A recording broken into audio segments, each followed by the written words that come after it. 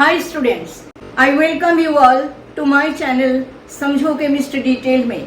आज की वीडियो में मैं सॉल्व करूंगी 2023 सीबीएसई क्लास 12 बोर्ड पेपर के क्वेश्चन। आज हम सॉल्व करेंगे MCQs, that is question number 1 to 18 और सेक्शन बी के जो 2 मार्क्स वाले क्वेश्चन है उनमें से 2 क्वेश्चन आज सॉल्व होगा। दैट मीन्स टोटल 20 क्वेश्चन आज हम सॉल्व करेंगे। बाकी के क्वेश्चन नेक्स्ट वीडियो में सॉल्व करते हैं। वीडियो शुरू करने से पहले अगर आपको लगता है इस चैनल को सब्सक्राइब करने से, जो चीज जितना डिटेल में बताने से आपको बिल्कुल अगर बेसिक नॉलेज भी नहीं है फिर भी आपको समझ में आ जाएगा, वो बताया जाता है, तो प्लीज सब्सक्राइब द चैनल। चलो वीडियो शुरू करते हैं। First question and second question I have written in the board. First question ये है, the colligative property used for the determination of molar mass of polymers and proteins is. ये आपको सारे जो है कोलिगेटिव प्रॉपर्टीज जो सॉल्यूशन के है वो दे दिया गया है। तो आंसर तो आप सबको पता ही होगा, it is osmotic pressure. Proteins and polymers जो कि बायोमोलिक्यूल्स है उनके मोलर मास डिटर्मिनेशन के लिए ऑस्मोटिक प्रेशर मेथड ही यूज किया जाता है। आप जानते हैं इसका रीजन क्या है? रीजन ये है कि बाकी के कोलिगेटिव प्रॉपर्टीज जैसे कि मानो depression in the freezing point या तो एलिवेशन इन बॉइलिंग पॉइंट, इनके जो मेजरमेंट्स है अगर किया जाता है प्रोटीन का सॉल्यूशन बना के या तो पॉलीमर का सॉल्यूशन बना के, अगर हम चेंजेस इन दीज प्रॉपर्टीज तो वैल्यूज बहुत ही छोटे आते हैं। They are too small to be measured. ये रेंज में वैल्यूज आती है, जैसे आप देख पा रहे हो 0.00001 केल्विन, इतना छोटा वैल्यू है। से फॉर एग्जाम्पल अगर मॉलिक्यूलर मास जो आपके बायोमोलिक्यूल है उसका molecular mass if it is in the order of 10 to the power 6 ग्राम पर मोल है। If it is the molecular mass of the protein और द पॉलीमर, ये जो है depression in the freezing point या तो एलिवेशन इन बॉइलिंग पॉइंट के values आएंगे जो कि बहुत ही छोटा है मेजर करने के लिए। On the other hand osmotic pressure का छोटा से छोटा वैल्यू, जैसे कि अगर वैल्यू जो है it is of the order of 10 to the power -3 atmosphere, हम मिलीमीटर में इजीली कैलकुलेट कर सकते हैं बिकॉज हमें पता है कि 1 atmosphere is equal to 760 millimetre. So 10 to the power -3 atmosphere, ये कितना हो जाएगा 0.76 millimetre. So that is one advantage of osmotic pressure method. दूसरा है प्रोटीन या तो पॉलीमर, ये जो बायोमोलिक्यूल्स है हीटिंग से कई बार जो है ये डिकम्पोज हो जाती है, they are not stable to heating. Osmotic pressure का एडवांटेज ये है कि ऑस्मोटिक प्रेशर को हम रूम टेम्परेचर में ही मेजर कर सकते हैं। So that is why our correct option in this question will be number A, osmotic pressure. Now let us come to question number 2. Low concentration of oxygen in the blood and tissues of people living at high altitude is due to what? Why at high altitude the concentration of oxygen in the blood or in the tissues is low? This is because as you are going in high altitude, you know that ground level में जो atmospheric pressure है, जैसे जैसे आप ऊपर जाओगे तो atmospheric pressure जो है ग्रेजुअली डिक्रीज करता जाता है and that's why concentration of oxygen in the air decreases. And so इसमें करेक्ट ऑप्शन क्या होगा कि ये जो कॉन्सेंट्रेशन ऑक्सीजन का ब्लड और टिश्यू में डिक्रीज हो जाता है हाई अल्टीट्यूड में, this is because of low atmospheric pressure. Option C will be the correct answer. Now question number 3 students. In question number 3 it is said the correct cell to represent the following reaction is. This is the reaction. Zinc और silver ion के बीच में reaction हो रहा है, zinc ion और Ag बन रहा है। तो आपको पता है यहाँ पे जिंक का हो रहा है ऑक्सीडेशन, देख ही पा रहे हो आप, जिंक Zn+2 में कन्वर्ट हुआ है और Ag+ जो है Ag में कन्वर्ट हुआ है, मतलब Ag+ का हुआ है रिडक्शन। जिसका ऑक्सीडेशन होता है वो बनते हैं एनोड, ये आपको पता होगा, और जिसका रिडक्शन होता है वो बनते हैं कैथोड। तो यहाँ पे कौन सा ऑप्शन आपको सही लग रहा है? ये ऑप्शन तो करेक्ट नहीं है, 2 नहीं आता है। बैलेंसिंग में जो नंबर यूज़ होते हैं वो सेल रिप्रेजेंटेशन में हम नहीं लगाते हैं। Ag को पहले रखा गया जो कि कैथोड है यहाँ पे, तो ये तो नहीं है। इसमें भी Ag पहले है, इसमें भी Ag पहले है, तो these are all wrong options. Only the correct option is number D, Zn/Zn+2 double line Ag plus Ag, Zn/Zn+2 this is our anode. Anode को इसी तरह से हम रिप्रेजेंट करते हैं, पहले मेटल को लिखते हैं, उसके बाद स्लैश दे करके हम मेटल आयन को लिखते हैं। Double line represents the salt bridge, और उसके बाद हमारा कैथोड है। कैथोड में पहले आयन को लिखना पड़ता है, उसके बाद मेटल को लिखना पड़ता है। तो this will be the correct option number D. Now number 4, number 4 में देखिए क्या क्वेश्चन है। Delta G and E naught cell for a spontaneous reaction will be. तो आपको पता है कि एक स्पॉन्टेनियस रिएक्शन के लिए जो फ्री एनर्जी चेंज है delta ji, that is always negative. और ई नॉट सेल जो कि आपका स्टैंडर्ड सेल पोटेंशियल है, उसकी बात अगर कहा जाए तो ई नॉट सेल क्या होना चाहिए। To check the feasibility of a particular reaction हम क्या निकालते हैं, हम ई नॉट सेल निकालते हैं। अगर ई नॉट सेल पॉजिटिव आया तो रिएक्शन फिजिबल होगा, मतलब स्पॉन्टेनियस होगा। अगर ई नॉट सेल नेगेटिव आता है तो रिएक्शन जो डायरेक्ट रिएक्शन है जैसे वो दिया हुआ है उस तरह से वो नहीं होगा, रिवर्स रिएक्शन में take place.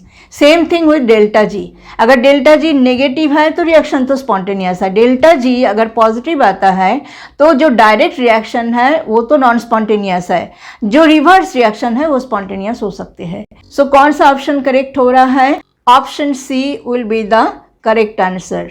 Now question number 5 students, question number 5 में पूछा गया है कि which of the following is affected by catalyst, delta H, delta G, E A, delta S. तो देखिए जो आपके कैटलिस्ट हैं, catalyst does not affect enthalpy change, free energy change और एंट्रोपी चेंज। कैटलिस्ट अफेक्ट करते हैं एक्टिवेशन एनर्जी को, मतलब ये जो ये है इसको अफेक्ट करते हैं। तो ये टिक कर देते हैं पहले। वो कैसे, कैटलिस्ट क्या करते हैं, रिएक्शन का जो एक्टिवेशन एनर्जी बैरियर उसको डिक्रीज कर देते हैं और रिएक्शन को एक ऑल्टरनेटिव पाथ प्रोवाइड कर देते हैं ताकि many molecules they are able to overcome the activation energy barrier and they can undergo the chemical reaction and they can get converted into the product. यहाँ पे मैंने डायग्राम बना के आपको दिखाया है, potential energy versus reaction coordinate graph है। आप देखिए ये जो सॉलिड लाइन है, ये solid line indicates the reaction coordinate when there is no catalyst. तो यहाँ पे लिखा है एक्टिवेशन एनर्जी विदाउट कैटलिस्ट। ये जो आपका लाइन है ये लाइन इंडिकेट करते हैं activation energy of the reaction without catalyst. और ये जो डॉटेड लाइन से हमने दोबारा दिखाया है इसी ग्राफ को, ये डॉटेड लाइन वाला ग्राफ जो है it is the graph for the reaction with catalyst. Catalyst के साथ जैसे ही रिएक्शन हो रहा है तो देखिए कैटलिस्ट क्या करता है, रिएक्शन को स्पीड अप कर देते हैं। कैसे, bye lowering the activation energy barrier. तो यहाँ पे देखिए ये जो एक्टिवेशन एनर्जी बैरियर है, यहाँ पे ये जो लाइन है it indicates the activation energy of this reaction with catalyst. So ये काफ़ी कम हो गया है and that's how the rate of the reaction will become faster now। ये आपका हम दिखाए हैं आपको delta H, energy of the reactant and energy of the product. Difference is enthalpy change. So the reaction will be exothermic in nature, delta H यहाँ पे negative होगी। और जो आपके मेन क्वेश्चन का आंसर है वो तो आपका एक्टिवेशन एनर्जी हो गया है। Question number 6 students, order of the reaction H2 + Cl2 producing 2 HCl। और यहाँ पे H लिखा गया एरो हेड में। H indicates the energy of the photon, that means it is A photochemical reaction. इसका ऑर्डर आपको पूछा गया, ऑप्शंस आपको दिए गए हैं। तो ये जो रिएक्शन है ये एक जीरो ऑर्डर रिएक्शन है because experimentally it has been found that the rate of the reaction is independent on the concentration of hydrogen and chlorine. So it is a zero order reaction. So option C will be the correct answer. अब देखिए students question number 7, the most common and stable oxidation state of a lanthanoid is, ये आप सबको पता है, it is +3. So option B will be the correct answer. Lanthanoids के सबसे common and stable oxidation state +3 होती है। क्वेश्चन नंबर 8 देखिए, the compound COSO4 NH3 whole 5 beer, ये 5 थोड़ा नीचे आ गया, इसको समझ लेना है। एंड COBr NH3 होल 5 बाहर में SO4, ये दोनों जो है किसको रिप्रेजेंट कर रहा है, ये जो आपके टाइप ऑफ आइसोमरिज्म दिखाया गया है तो ये जो है it is representing ionization isomerism. जब ये आयनाइज करेंगे एक्वस सोल्यूशन में, जैसे मैं आपको करके दिखा रही हूँ, ये जो कंपाउंड है पहला वाला COSO4NH3 बाहर में Br, it produces 2 ions. The ions are this COSO4NH3 plus Br minus. तो ये जो आपका कम्प्लेक्स है, इस कम्प्लेक्स में से जो 2 आयन्स प्रोड्यूस हुए हैं, इसमें Br माइनस आयन का एक्वस सॉल्यूशन में जो प्रेजेंस है उसको आप कंफर्म कर सकते हो by adding silver nitrate solution. Silver nitrate solution अगर आप ऐड करते हो तो AgBr का प्रेसिपिटेशन हो जाएगा पेल येलो कलर का। और ये जो कंपाउंड है इसमें देखिए, बस आप ये 2 कंपाउंड में क्या देख पा रहे हो, जो Br माइनस और सल्फेट आयन ये दोनों जो है अपना पोजीशन को एक्सचेंज किया है।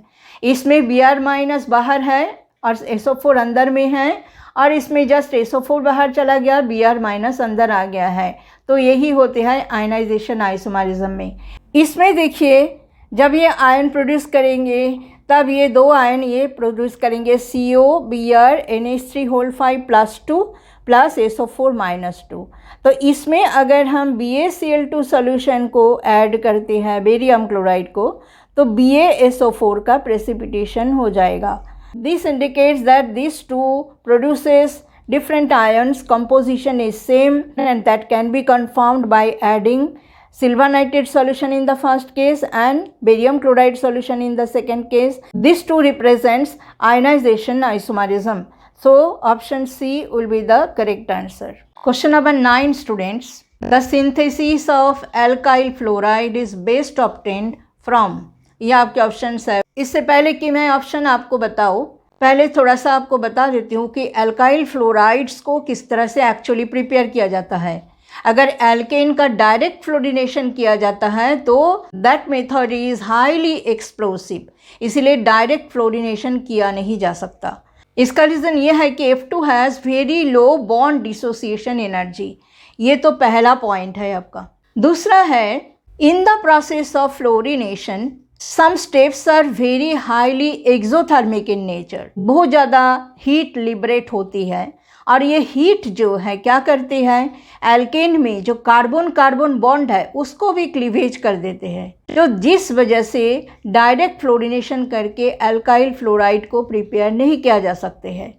So alkyl fluorides are prepared indirectly by heating chloroalkane or bromoalkane with some inorganic fluorides। तो ये inorganic fluorides क्या क्या हो सकते हैं, देखो मैंने लिख दिया यहाँ पे silver fluoride, mercurous fluoride, arsenic fluoride, antimony fluoride etcetera.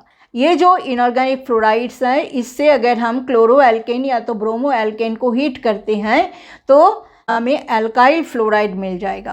तो रिएक्शन ये होती है, जैसे कि अगर आप CH3Br के साथ सिल्वर फ्लोराइड का रिएक्शन कर रहे हो तो हमें प्रोडक्ट क्या मिलेगा, CH3F प्लस AgBr। सो आपको मिल गया फ्लोरोमीथेन। अगर आपके पास क्लोरोएल्केन है, suppose CH3CH2Cl plus Ag2F2, mercurous fluoride के साथ रिएक्शन कर रहे हो तो ये CH3CH2F प्लस Ag2Cl2 ये आपको मिलेगा। बैलेंस करने के लिए आपको यहाँ पे 2 लगाना पड़ेगा और ये भी आपका सामने 2 हो जाएगा। तो देखिए इस तरह से हमने फ्लोरोइथेन और ये मर्क्यूरस क्लोराइड बन गया। So this is method by which alkyl fluorides are prepared. और ये जो रिएक्शन है, इस रिएक्शन का नाम है Swarts reaction. So option B will be the correct answer here. अब देखिए स्टूडेंट्स, क्वेश्चन नंबर 10 में पूछा गया कि in the reaction ROH plus HCl, zinc chloride यहाँ पे एज कैटलिस्ट प्रेजेंट है और प्रोड्यूस हो रहा है RCl प्लस वाटर। RCl मतलब अल्काइल क्लोराइड या तो क्लोरोएल्केन आप बोल सकते हो। आपको पूछा है what is the correct order of reactivity of alcohol, options आपको दिया गया है। तो ये जो रिएक्शन है ये एक न्यूक्लियोफिलिक सब्स्टिट्यूशन रिएक्शन है। तो इसका मैकेनिज्म आपको बता रही हूँ कि क्या होगा करेक्ट ऑर्डर। सबसे पहले ये जो HCl है, ये HCl produces H plus plus Cl minus, और ये जो आपका ROH है जो कि अल्कोहल है, इसमें क्या है, ऑक्सीजन के पास 2 लोन पेयर ऑफ इलेक्ट्रॉन्स है। ये फर्स्ट स्टेप में एक H+ को एक्सेप्ट करेगा और H+ को एक्सेप्ट करके ये प्रोड्यूस करेगा दिस ROH2। ऑक्सीजन के ऊपर एक प्लस चार्ज आ जाएगा, एक पेयर इलेक्ट्रॉन रह जाएगा, बिकॉज H+ को जब उसने एक्सेप्ट किया एक पेयर इलेक्ट्रॉन ये खुद दिया और एक बॉन्ड फॉर्मेशन किया H+ के साथ, इस तरह से बन गया। अब ये जो ROH2 है इसको हम बोलते हैं प्रोटोनेटेड अल्कोहल। अब ये प्रोटोनेटेड अल्कोहल के साथ अभी नेक्स्ट स्टेप में किसका रिएक्शन होगा, Cl- का। तो ये देखिए Cl- अभी अटैक करती है ये ROH2+ जो है इसको अटैक करते हैं। ये जो ऑक्सीजन है जिसके ऊपर पॉजिटिव चार्ज आ गया, ऑक्सीजन बीइंग हाईली इलेक्ट्रोनेगेटिव, ये बॉन्ड का इलेक्ट्रॉन को पुल कर लेगा अपने पास और न्यूट्रल वाटर बन के निकल जाएगा। और R क्या हो जाएगा, तब R के ऊपर आ जाएगा plus charge. R means what, कोई ना कोई अल्काइल ग्रुप है जिसमें कार्बन है, तो कार्बन के ऊपर पॉजिटिव चार्ज आ जाने का मतलब क्या है, कार्बोकैटायन का फॉर्मेशन हो जाना। जैसे ही कार्बोकैटायन का फॉर्मेशन होगा, आपको पता है कि कार्बोकैटायन जो है एक हाईली रिएक्टिव स्पीसीज है, तो इमीडिएटली Cl- कार्बोकैटायन को अटैक करेगा और प्रोडक्ट क्या बन जाएगा हमारा, RCl+H2O। तो यहाँ पे रिएक्शन में किसका प्रोडक्शन हो रहा है, तब कार्बोकैटायन का प्रोडक्शन हो रहा है। कार्बोकैटायन का स्टेबिलिटी का जो ऑर्डर होगी that will be the order of reactivity of the alcohols. तो देखिए आपको पता है what is the order of stability of carbocation. सबसे ज़्यादा स्टेबल होता है 3 डिग्री कार्बोकैटायन, उसके बाद 2 डिग्री, उसके बाद 1 डिग्री, उसके बाद मिथाइल कार्बोकैटायन। इसका भी रीज़न आपको पता होगा। अब देखिए इनकी स्टेबिलिटी ऑर्डर ये इसलिए है क्योंकि अगर सपोज करो आपका टर्शियरी कार्बोकैटायन का फॉर्मेशन हुआ, तो यहाँ पे आपको पता है कि जो मिथाइल ग्रुप है, अल्काइल ग्रुप है, they are having electron donating inductive effect. तो ये कार्बोकैटायन के तरफ अपना इलेक्ट्रॉन्स को डोनेट करके कार्बोकैटायन के ऊपर जो प्लस चार्ज है उसका इंटेंसिटी को कम कर देगा और इसके स्टेबिलिटी को बढ़ा देगा। तो नेक्स्ट आपका अगर सेकेंडरी अल्कोहल है that will produce secondary carbocation. इसमें देखिए 2 मिथाइल ग्रुप हो रहा है जो कि इलेक्ट्रॉन रिलीज कर सकते हैं टुवर्ड्स द कार्बोकैटायन। सो इसमें जो कार्बन एटम के ऊपर पॉजिटिव चार्ज का रिडक्शन होगा वो इसके कंपैरिजन में कम रिडक्शन होगा। प्राइमरी अल्कोहल से ये वाला कार्बोकैटायन बनेगा, तो इसमें एक ही मिथाइल ग्रुप है, ये ही सिर्फ क्या कर सकते हैं, कार्बोकैटायन की तरफ इलेक्ट्रॉन डोनेट कर सकते हैं। तो इसमें पॉजिटिव चार्ज का रिडक्शन सबसे कम होगा। और जो आपका मिथाइल कार्बोकैटायन है, मिथाइल कार्बोकैटायन की स्टेबिलिटी सबसे कम क्यों है, बिकॉज इसमें जो कार्बोकैटायन है उसके साथ small size hydrogen atoms attached है जिनका कोई इलेक्ट्रॉन रिलीजिंग इंडक्टिव इफेक्ट नहीं है। सो ये होगी इनके ऑर्डर ऑफ स्टेबिलिटी। और same will be the order of reactivity of the alcohols. That means 3 degree alcohol will be the most reactive, then it will be 2 degree, then it will be 1 degree, and then it will be methyl alcohol. So that means इसमें कौन सा option correct होगा, so option A आपका correct answer हो गया। अब question number 12 में आपको पूछा है which of the following is least basic। अगर आप अमोनिया या तो एलिफेटिक एमीन्स का बेसिक करेक्टर को कंपेयर करो तो इनका बेसिक करेक्टर का पीछे कारण क्या है। कारण यही है कि nitrogen atom is there which is having a lone pair of electrons which it can donate and that's why they are all basic. Now ammonia में नाइट्रोजन एटम के साथ ओनली हाइड्रोजन एटम अटैच्ड है और nitrogen का lone pair है that it can donate, so it is basic. अब देखिए primary amine में एक अल्काइल ग्रुप नाइट्रोजन के साथ अटैच्ड होगा, सेकेंडरी में 2 अल्काइल ग्रुप अटैच्ड होगा, टर्शियरी में 3 अल्काइल ग्रुप अटैच्ड होगा नाइट्रोजन एटम के साथ and alkyl groups are having plus I effect. So gradually basic character जो है इंक्रीज होता जाएगा। सबसे ज़्यादा किसका होगा, टर्शियरी अमीन का, उसके बाद सेकेंडरी अमीन का, उसके बाद प्राइमरी अमीन का और उसके बाद होगा अमोनिया का। ये मैं आपको थोड़ा सा दिखा देती हूँ। So this is what is the order of basicity of tertiary amine, secondary amine and primary amine and they all are more basic than ammonia. Now यहाँ पे हमें क्वेश्चन में पूछा गया which is least basic, तो least basic इसमें ये होगा जो कि ऑप्शन सी है जिसमें कौन है, एनिलीन है। एनिलीन का लीस्ट बेसिक होने के पीछे कारण क्या है, ये आपका स्ट्रक्चर है एनिलीन का जो कि एक एरोमेटिक एमीन है। नाइट्रोजन के पास एक लोन पेयर ऑफ इलेक्ट्रॉन्स है, तो ये लोन पेयर ऑफ इलेक्ट्रॉन जो है ये बेंजीन रिंग में डीलोकलाइज हो जाएगा। नाइट्रोजन अपना लोन पेयर यहाँ पे डोनेट कर देगा फ्लो होने के लिए और ये रेजोनेटिंग स्ट्रक्चर सबका बनेगा।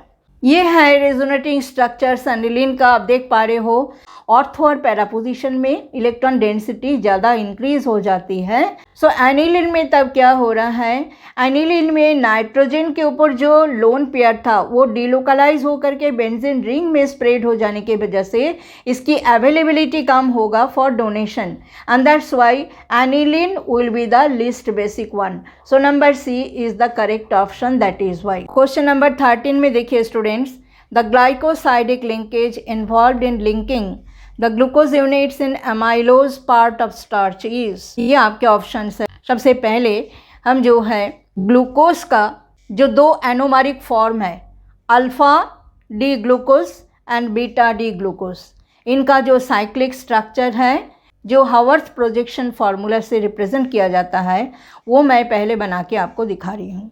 तो ये देखिए alpha D glucose and beta D glucose का दो जो साइक्लिक स्ट्रक्चर है वो मैंने बना लिया। तो ये नंबरिंग किस तरह से है, तो ये 1 हो गया, ये 2 3, ये 4, ये है 5 और ये है आपका लास्ट में CH2OH वाला जो कार्बन है ये है 6। और ये जो आपका बीटा डी ग्लूकोज है, alpha D glucose and beta D glucose, these are the anomers of each other. इसमें देखिए नंबर 1 कार्बन एटम में हाइड्रोजन एटम और OH ग्रुप का जो पोजीशन है उसमें सिर्फ चेंज है। अल्फा ग्लूकोज में देखिए नंबर 1 कार्बन एटम में hydrogen atom is above the plane and OH group is below the plane. Beta D glucose में देखिए OH group is above the plane and hydrogen atom is below the plane in number 1 carbon atom. So these are the 2 forms of glucose. इसके बाद हम जानते हैं glycosidic linkage क्या है। When 2 monosaccharides join together through a oxygen atom with the elimination of 1 molecule of water, then it is called the glycosidic linkage. So glycosidic linkage का मैंने आपको डेफिनेशन भी लिख दिया। आप जानते हैं स्टार्च के बारे में, तो स्टार्च जो है एक पॉलीसैकेराइड है और ये एक सिंगल कंपाउंड नहीं है, ये 2 कंपोनेंट का मिक्सचर है। एक को हम बोलते हैं एमाइलोज, एक को हम बोलते हैं एमाइलोपेक्टिन। तो यहाँ पे एमाइलोज के बारे में ही आपको पूछा गया। Both amylose and amylopectin they are the polymer of alpha D glucose. उनमें से एमाइलोज जो है it is a linear polymer of alpha glucose. तो एमाइलोज के जो स्ट्रक्चर है किस तरह से वो बनते हैं वो आपको बना के दिखा रहा है। तो आपको पता चल जाएगा कि एमाइलोज में कौन सा कार्बन एटम के साथ दूसरा मोनोसैकेराइड का कौन सा कार्बन एटम का लिंकेज बना हुआ है, वो अल्फा लिंकेज है। ये तो आपको समझ में आ ही रहा है बिकॉज जो एमाइलोज है it is the polymer of alpha D glucose. तो बनाते हैं इसका स्ट्रक्चर। सो देखिए ये है एमाइलोज। एमाइलोज में ये जो 3 आपके अल्फा ग्लूकोज मॉलिक्यूल्स है 3 का मैंने दिखाया, आगे ऐसे ही चलता रहेगा। जो आपका लिंकेज आपको दिख रहा है कौन सा कार्बन एटम के साथ कौन सा कार्बन एटम का लिंकेज दिख रहा है, 2 आपका अल्फा डी ग्लूकोज मॉलिक्यूल में, एक अल्फा डी ग्लूकोज मॉलिक्यूल के नंबर 1 कार्बन एटम के साथ दूसरा अल्फा डी ग्लूकोज मॉलिक्यूल के नंबर 4 कार्बन एटम का ये जो ग्लाइकोसाइडिक लिंकेज बना हुआ है। इसी तरह से ये दोनों में भी देख सकते हो and this will continue in this way. So correct option हो रहा है number C, C1 C4 alpha linkage. Question number 14 students, an alpha helix is a structural feature of, options है sucrose, starch, polypeptides, nucleotides. Answer is polypeptides because polypeptides क्या है, proteins है और protein के ही स्ट्रक्चरल फीचर है alpha helix structure. हमें पता है कि प्रोटीन के जो सेकेंडरी स्ट्रक्चर है वो 2 टाइप का हो सकते हैं, एक तो है अल्फा हेलिक्स, एक है beta pleated sheet structure. So that's why यहाँ पे जो करेक्ट ऑप्शन है that will be number C, polypeptides. Now we are going to solve question number 15 to 18 students. ये जो क्वेश्चंस है ये असर्शन रीजन टाइप का क्वेश्चंस है। ये जो कोड्स दिए गए हैं ABCD, इनमें से कोई एक कोड आपको चूज करना है। तो क्वेश्चन नंबर 15 में देखिए असर्शन स्टेटमेंट है कि NH2 group is orthopara directing in electrophilic substitution reaction। ये हम सबको पता है NH2 ग्रुप में इनके पास एक लोन पेयर ऑफ इलेक्ट्रॉन्स है जो कि ये बेंजीन रिंग में अपना लोन पेयर को जो है फ्लो कर सकते हैं और रेजोनेंस में इन्वॉल्व हो सकते हैं। जिसके कारण ऑर्थो और पैरा पोजीशन में इलेक्ट्रॉन डेंसिटी इंक्रीज हो जाती है और जो इनकमिंग इलेक्ट्रोफाइल है वो ऑर्थो और पैरा पोजीशन में अटैक करते हैं। रीजन में बोला गया है कि aniline cannot undergo Friedel Crafts reaction. ये भी सही स्टेटमेंट है, एनिलीन जो है फ्रीडल-क्राफ्ट्स रिएक्शन नहीं देते हैं, लेकिन ये जो स्टेटमेंट है this is not the explanation of assertion. तो हम करके देखते हैं। सबसे पहले NH2 ग्रुप का जो ऑर्थोपैरा डायरेक्टिंग है वो उसको हम देखते हैं इसके रेजोनेटिंग स्ट्रक्चर्स को बना करके। पर ये जो स्ट्रक्चर्स है इसमें आप देख ही पा रहे हो कि ये ऑर्थो पोजीशन, ये ऑर्थो पोजीशन, ये पैरा पोजीशन, इनमें माइनस चार्ज आ गया है। दैट मीन्स ऑर्थो और पैरा पोजीशन में इलेक्ट्रॉन डेंसिटी इंक्रीज हो गया, तो electrophilic substitution ortho para position में ही होगा। That means NH2 group is ortho para directing. अभी aniline can not undergo Friedel Crafts reaction, ये भी सही स्टेटमेंट है। एनिलीन ये है C6H5NH2, N के ऊपर एक लोन पेयर होता है और जो फ्रीडल-क्राफ्ट्स रिएक्शन है उसमें एनहाइड्रस एल्यूमिनियम क्लोराइड जो है एक लुईस एसिड कैटलिस्ट का काम करते हैं। तो ये जो AlCl3 है ये लुईस एसिड है और जो एनिलीन है ये लुईस बेस है। ये दोनों आपस में रिएक्शन कर जाते हैं और ये सॉल्ट बना लेते हैं। NH2 इसके ऊपर N के ऊपर प्लस चार्ज आ जाएगा, AlCl3 माइनस हो जाएगा। दैट मीन्स ये अगर आपका बेंजीन रिंग है तो इसमें इस तरह से सिचुएशन होगा, NH2 प्लस AlCl3 माइनस। तो अब देखिए नाइट्रोजन के ऊपर पॉजिटिव चार्ज के वजह से ये जो ग्रुप है Ca जो है स्ट्रांगली इलेक्ट्रॉन विड्रॉइंग ग्रुप होगा और इलेक्ट्रॉन डेंसिटी बेंजीन रिंग में वो रिड्यूस कर देगा, जिसके कारण इलेक्ट्रोफिलिक सब्स्टिट्यूशन जो कि फ्रीडल-क्राफ्ट्स रिएक्शन है, एल्काइलेशन हो एसाइलेशन हो, वो नहीं हो पाएगा। ठीक है, so that is the reason why aniline does not undergo Friedel Crafts reaction. तो दोनों स्टेटमेंट सही है, लेकिन जो रीज़न वाला स्टेटमेंट है that is not the correct explanation of assertion. So ऐसे में option B will be the correct option. Both A and R are true but R is not the correct explanation of A। Question number 16 में assertion का statement देखिए, acetylation of aniline gives a mono substituted product. ये सही statement है। तो आपका aniline है उसमें NH2 ग्रुप है और NH2 ग्रुप जो है बहुत ही स्ट्रांगली एक्टिवेटिंग ग्रुप है। ये क्या करते हैं, सारे ऑर्थोपैरा पोजीशन में इलेक्ट्रॉन डेंसिटी को इंक्रीज कर देते हैं बेंजीन रिंग में, जिसके कारण जो रिएक्शन है मोनो सब्स्टिट्यूटेड स्टेज में रिएक्शन को स्टॉप करना बहुत ही मुश्किल है और रिएक्शन जो है it proceeds to give 2,4,6 tri substituted product. जैसे कि अगर आप एनिलीन का ब्रोमिनेशन करते हो तो आपको मिलेगा 2,4,6 tri bromo aniline. It is an example to see the activating effect of aniline. तो अब देखिए सारे ऑर्थोपैरा पोजीशन में ब्रोमीन जो है अटैच हो चुका है, तो पॉली सब्स्टिट्यूटेड प्रोडक्ट आपको मिल गया। तो इसका एक्टिवेटिंग इफेक्ट को अगर कम ना किया जाए तो मोनो सब्स्टिट्यूटेड प्रोडक्ट आपको मिलेगा नहीं, इसीलिए एसिटाइलेशन किया जाता है। एसिटाइलेशन करने से जो NH2 ग्रुप का एक्टिवेटिंग इफेक्ट है दैट कैन बी प्रोटेक्टेड। ये आपका एनिलीन है, इसको अगर हम एसिटिक एनहाइड्राइड के साथ ट्रीट करेंगे तो एक मॉलिक्यूल एसिटिक एसिड यहाँ पे एलिमिनेट हो जाएगा और एक COCH3 जो है यहाँ पे एक हाइड्रोजन को रिप्लेस करके ये लग जाएगा यहाँ पे। So this will be the product. ये बन जाएगा NHCOCH। NHCOCH3 में जो एसिटाइल ग्रुप है COCH3 ये इलेक्ट्रॉन विड्रॉइंग है और इलेक्ट्रॉन विड्रॉ कर लेता है किससे, नाइट्रोजन से। नाइट्रोजन के ऊपर जो एक लोन पेयर है इसको ये अट्रैक्ट करते हैं और नाइट्रोजन के ऊपर आ जाते हैं प्लस चार्ज, जिसके कारण नाइट्रोजन के ऊपर जो लोन पेयर था that is not now exclusively available for donation to the benzene ring. Oxygen being more electronegative, oxygen pi electrons को अपनी तरफ पुल करते हैं तो कार्बन के ऊपर आ जाता है पॉजिटिव चार्ज, जिसके कारण कार्बन क्या करता है, नाइट्रोजन के ऊपर जो लोन पेयर है उसको वो अट्रैक्ट करते हैं। तो ये लोन पेयर इस तरह से यहाँ पे आ जाएगा और ये आपका रेजोनेटिंग स्ट्रक्चर बनेगा। N के ऊपर आ जाएगा प्लस चार्ज और यहाँ पे बन जाएगा डबल बॉन्ड और C ये O- ये CH3। तो यहाँ पे रीजन में क्या बोल रहा है कि activating effect of NHCOCH3 group is more than that of amino group. This statement is a wrong statement. जो एक्टिवेटिंग इफेक्ट है NHCOCH3 का NH2 से कम है। सो यहाँ पे हम देख पा रहे हैं कि जो असर्शन वाला स्टेटमेंट है दैट इज़ करेक्ट, लेकिन रीज़न वाला स्टेटमेंट जो है it is not correct. So which option will be correct? Option C will be the correct statement in this case. तो यहाँ पे हम लिख देते हैं नंबर 17 में देखिए असर्शन का स्टेटमेंट है the molecularity of the reaction H2 plus Br2 producing 2 HBr appears to be 2. ये सही है, मॉलिक्यूलरिटी इसमें 2 ही है. और रीज़न में बोला है 2 molecules of reactants are involve in the given elementary reaction. Elementary reaction मतलब वो रिएक्शन जो कि सिंगल स्टेप में होता है. और रीज़न में ये जो बताया गया that is the correct reason. Molecularity क्या है?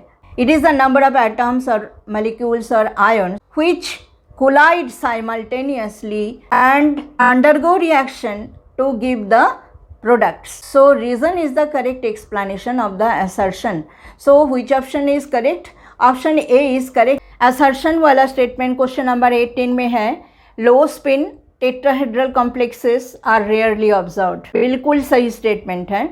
एक्सप्लेनेशन मैं बाद में करती हूँ. रीज़न में बोला गया है ये crystal field splitting energy is less than pairing energy for tetrahedral complexes. ये भी बिल्कुल सही स्टेटमेंट है और यही रीज़न है फॉर द असर्शन. तो देखिए यहाँ पे टेट्राहेड्रल कॉम्प्लेक्सेस में जो स्प्लिटिंग पैटर्न है वो जस्ट ऑक्टाहेड्रल कॉम्प्लेक्स का रिवर्स होता है. दैट मीन्स इस तरह से होते हैं जो 2 फोल्ड डीजेनरेट ऑर्बिटल्स है जो कि आपका dx² minus Y square and dz², इनकी एनर्जी लो होते हैं, इनको हम बोलते हैं E. और जो 3 fold degenerate orbitals dxy, dyz and dxz, इनकी एनर्जी थोड़ा सा हाई होता है, ये ऊपर होते हैं, तो इनको बोला जाता है T.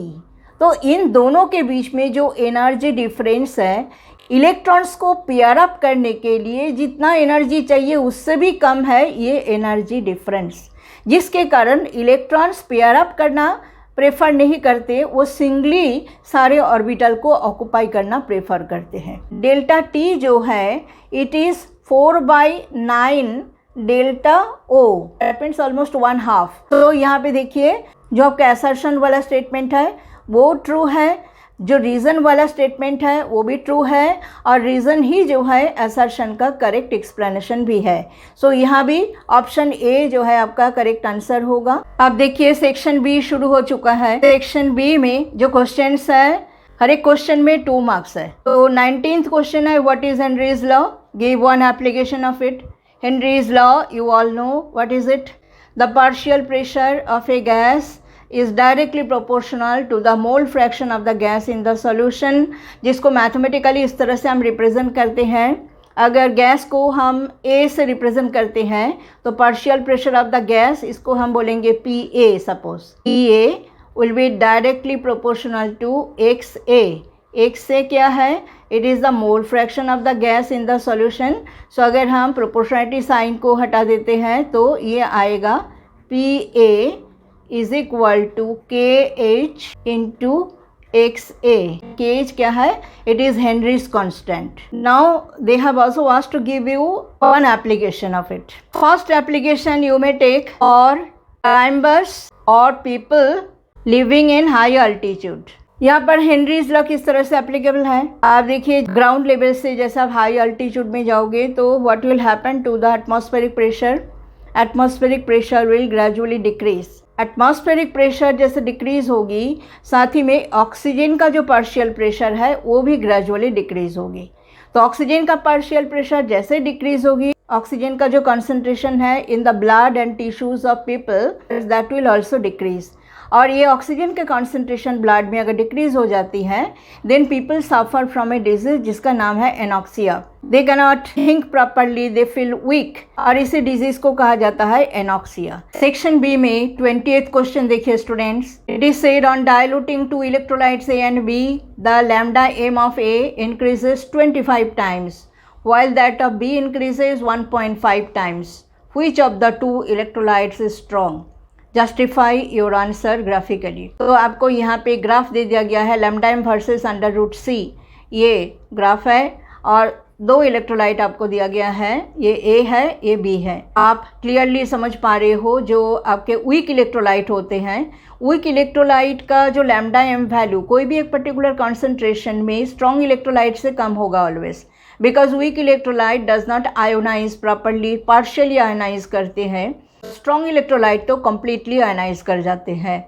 आपको समझ में आ ही रहा है कि जो इलेक्ट्रोलाइट बी है दैट इज स्ट्रॉन्ग, इसका जो लैम्डा एम वैल्यू है ए से ये काफ़ी हाई है। इसका कारण यही है कि ये कम्प्लीटली आयनाइज करते हैं। लेकिन जैसे जैसे डाइल्यूशन आप बढ़ा रहे हो, कंसंट्रेशन डिक्रीज कर रहा है, जीरो कंसंट्रेशन पे जब हम अप्रोच करते हैं तो लैम्डा एम वैल्यू देखो यहाँ पे लाइन कैसा हो गया, लाइन जो है ऑलमोस्ट लीनियर हो गया है। और इसका एक्सट्रापोलेशन करके मतलब कंसंट्रेशन एक्सिस के साथ इंटरसेक्ट करना मतलब जीरो कंसंट्रेशन हो गया। और ऐसे में जो लैम्डा एम का वैल्यू होगा उसको ही हम बोलेंगे molar conductivity eight infinite dilution, और उसको हम इस तरह से रिप्रेजेंट करते हैं लैम्डा एम इन्फिनिटी या तो lambda am not. So molar conductivity eight infinite dilution वो स्ट्रॉन्ग इलेक्ट्रोलाइट के केस में ग्राफिकली आपको मिलते हैं। लेकिन वीक इलेक्ट्रोलाइट के केस में देखिए, जो कि हमारा यहाँ पे ग्राफ में ए है, उसका देखिए जैसे जैसे डाइल्यूशन बढ़ रहा है और जो ग्राफ है it is approaching towards zero concentration, तो क्या हो रहा है, जो आयोनाइजेशन है वीक इलेक्ट्रोलाइट का, वो आयोनाइजेशन काफ़ी ज़्यादा इंक्रीज़ हो जाती है। सपोज़ यहाँ पे अगर हम एग्जांपल के तौर पे ए को अगर हम मानते हैं it is CH3COOH acetic acid है, तो जैसे जैसे कॉन्सेंट्रेशन डिक्रीज होगी मतलब डाइल्यूशन बढ़ेगा, ये आयंस के नंबर ग्रेजुअली इंक्रीज होता जाएगा। इस तरह से देख सकते हैं कि तो there is a steep rise in the lambda M value, और ये जो लाइन है बिल्कुल कंसंट्रेशन एक्सिस के साथ पैरेलल हो गया। इसका एक्सट्रापोलेशन करके लैम्डा एम नॉट वैल्यू हम जो है ग्राफिकली वीक इलेक्ट्रोलाइट के केस पे फाइंड आउट नहीं कर सकते हैं। इसका मतलब यही है कि यहाँ पे स्टेटमेंट में जो बोला है कि जो इलेक्ट्रोलाइट ए है उसका लैम्डा एम वैल्यू डाइल्यूशन बढ़ाने से क्या हुआ 25 टाइम्स इंक्रीज़ हो गया, और बी का जो है ओनली 1.5 टाइम्स इंक्रीज़ हुआ। तो आप देखिए बी का भी इंक्रीज़ हुआ है लेकिन काफ़ी कम इंक्रीज़ हुआ है, और जो ए है उसका बहुत ज़्यादा इंक्रीज़ हो गया है। तो इससे भी पता चलता है कि ए जो है वीक इलेक्ट्रोलाइट है और बी जो है स्ट्रॉन्ग इलेक्ट्रोलाइट है। तो रीज़न यहाँ पे सुन लीजिए क्यों स्ट्रॉन्ग इलेक्ट्रोलाइट का भी थोड़ा बहुत डाइल्यूशन बढ़ने से जो लैम्डा एम वैल्यू वो इंक्रीज होती है, because in case of strong electrolyte what happens, इनके केस में number of ions does not increase because ये तो कंप्लीटली आयनाइज करते हैं। लेकिन जब कंसंट्रेशन डिक्रीज होगी तो इंटर आयनिक इंटरेक्शन वो डिक्रीज हो जाती है। सो ये मैंने लिख दिया। So there is slight increase in the molar conductivity value. In case of weak electrolyte, what happens with dilution, degree of ionization increases, so number of ions increases. तो number of ions increase होने की वजह से इसके जो molar conductivity value है that readily increases। तो यहाँ पे आंसर तो आपको पता चली गया कि B जो है वो strong electrolyte है और A is weak electrolyte। 20th question में एक आपका internal choice है, उसमें देखिए the electrical resistance of a column of 0.05 mole per liter sodium hydroxide solution of diameter 1 centimeter and length 50 centimeter is this much ohm। resistance दे दिया, diameter दे दिया और आपको length दे दिया। आपको conductivity कैलकुलेट करने के लिए बोल रहा है। तो आपको पता है कि जो conductivity का फॉर्मूला है वो है K is equal to 1/R into L by A। यहाँ पे R क्या है, रेजिस्टेंस है जो कि हमें दे दिया गया है। एल हमें दे दिया गया है 50 सेंटीमीटर, ए हमें निकालना है, उसके लिए हमें डायमीटर दे दिया गया है। तो हमें पता है कि जो एरिया है A is equal to pi R square, तो R is equal to what, D by 2, diameter by 2 हो जाएगा आर। तो डी आपको दे दिया गया है 1 centimetre, so it is 1/2, so it is 0.5 centimetre. So area calculate कीजिए, pi R square that means pi की वैल्यू 3.14 इंटू 0.5 का स्क्वायर कर दीजिए। तो ये कैलकुलेशन करने से 3.14 इंटू 0.25 आएगा, जिसकी वैल्यू आ जाएगा 0.785 सेंटीमीटर स्क्वायर यूनिट हो जाएगा। अभी आप वैल्यूज पुट कर दीजिए। सो के इज इक्वल टू क्या होगा, 1 बाई जो आपके रेजिस्टेंस की वैल्यू है वो है 5.55 into 10 cube into L by A, L है 50 सेंटीमीटर डिवाइडेड बाई ये आ गया आपका एरिया की वैल्यू 0.785। ठीक है, तो कैलकुलेशन ही करना है। अभी रिविजन करने से आएगा 11.47 into 10 to the power minus 3 unit हो जाएगा cement centimetre inverse. So here I end today's video, students. Please subscribe the channel if you like the video and like it and share it. Thanks for watching the video.